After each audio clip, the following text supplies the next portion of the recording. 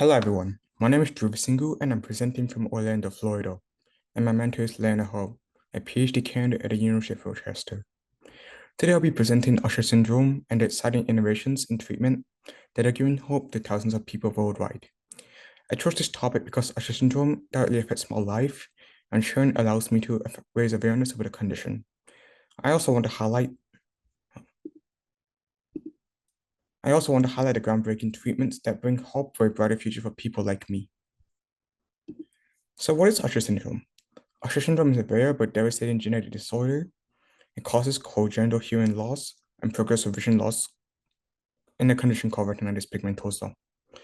And retinitis pigmentosa begins with night blindness, then it progresses to peripheral vision loss, and then eventually leads to complete blindness.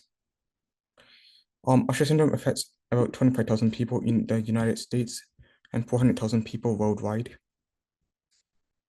In addition to hearing and vision loss, some individuals also experience balance issues depending on the type of Usher syndrome they have. So on the left over here, oops. So on the left over here, you see what normal vision looks like while driving, and you can see the child running onto the street. But on the right, this shows that the peripheral vision loss, and now the child is completely out of view. So this shows how dangerous losing your peripheral vision can really be.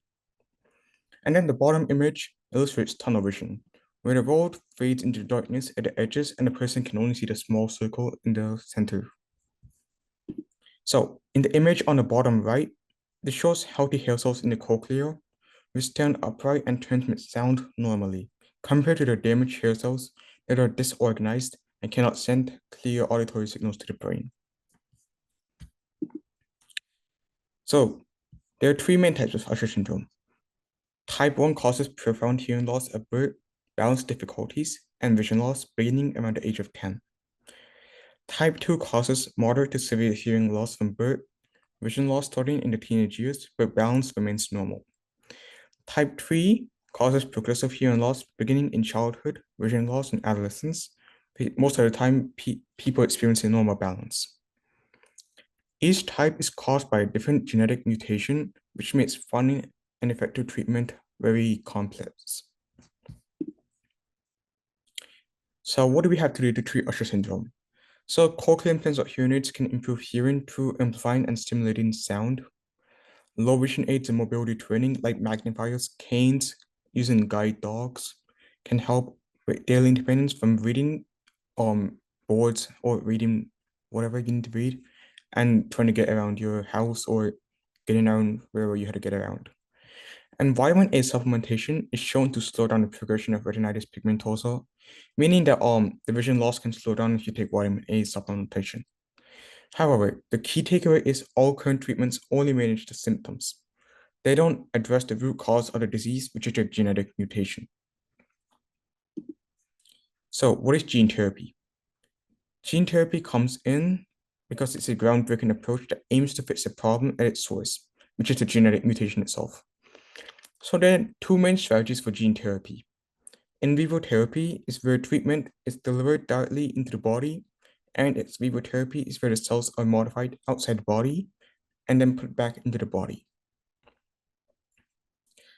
To make this work, scientists use viral vectors, which take advantage of the virus's natural ability to enter cells, or scientists use non-viral vectors, which are not as efficient, but they can be more safer to use.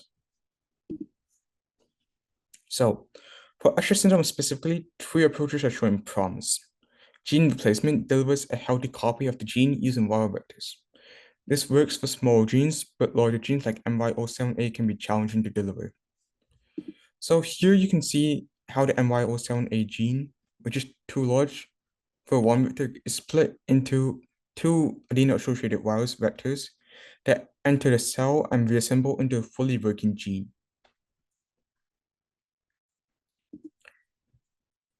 Antisense oligonucleotides are another treatment which is showing promise. So these are small molecules that skip over faulty RNA sections, allowing the cell to make a partially functional protein. So this diagram shows how antisense oligonucleotides skip over the faulty exon. So the QR421A is skipping over exon 13 in this diagram, and it allows the cell to produce partially functional protein instead of a completely broken one. So even though you're losing one exon, it's still going to be functional at the end of the day. And then the last approach, which is still showing promise, is CRISPR gene editing. And CRISPR gene editing uses a molecular scissors to cut out defective DNA and replace it with the correct sequence. And this can be a permanent and precise fits. So these approaches aren't just theories, they're actually being tested right now in different case studies. So in animal studies, dual adeno-associated viruses have been shown to restore retinal and balance function in mice models and at times even primates.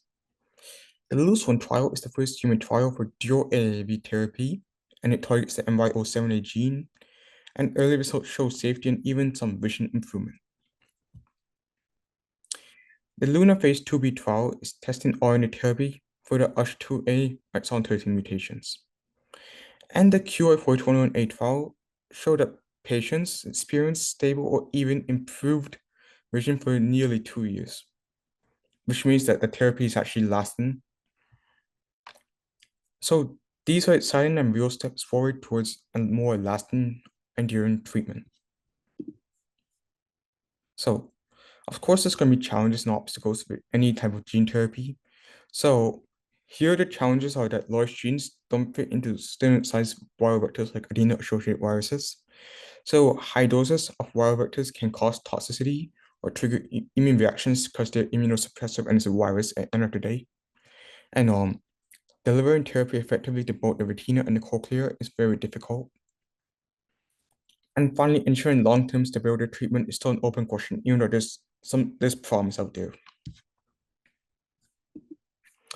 But scientists have been finding creative solutions to solve these. So dual or engineered adeno-associated viruses allow larger genes to be delivered. Vector engineering and immune management strategies reduce the toxicity risks. And advanced delivery methods are being developed to target both the eye and the ear at once. So each of these solutions is actually pushing the boundaries of what is possible in gene therapy right now. So what does this all mean? Gene therapy offers the potential to treat Usher syndrome at its root cause, not just manage the symptoms. So, of course, challenges still persist from delivery methods to ensuring long-term effectiveness, but early trials have already shown both safety and functional benefits. And with mutation-specific tools like CRISPR and antisense therapies, the future of personalized medicine looks very bright. Taken together, these advances point toward a future where restoring both sight and sound for people with Usher syndrome is not a dream. It's becoming a reality and it's becoming very possible. Thank you. And these are my references. Great job. Thank you so much for sharing more about your research and sharing that presentation with us. Again, as a reminder, if anybody has any questions, feel free to add them to that Q&A section that may be under the More tab in your Zoom. But to get us started, I was just a little curious, kind of what was something that you learned during this project that was a bit unexpected or something that you weren't anticipating? Something I really learned was I wasn't anticipating that Usher syndrome can lead to full blindness.